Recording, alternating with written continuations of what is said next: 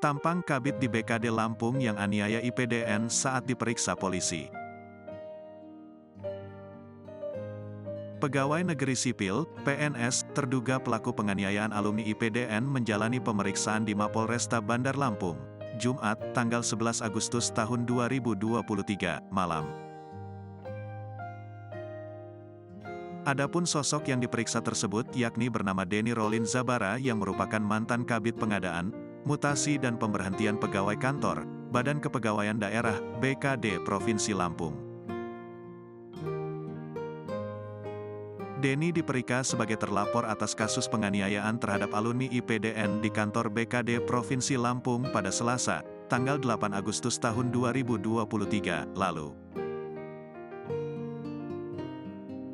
Diketahui, korban penganiayaan bernama Ahmad Farhan yang merupakan alumni IPDN saat ini masih menjalani perawatan di rumah sakit.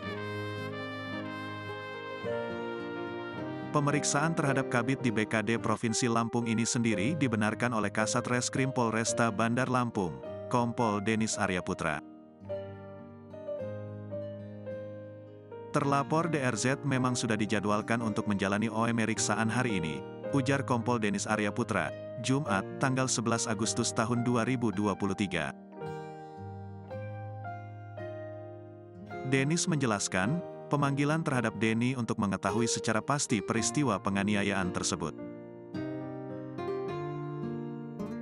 Ia untuk meminta keterangan terlapor pastinya berkaitan dengan peristiwa tersebut, jelasnya.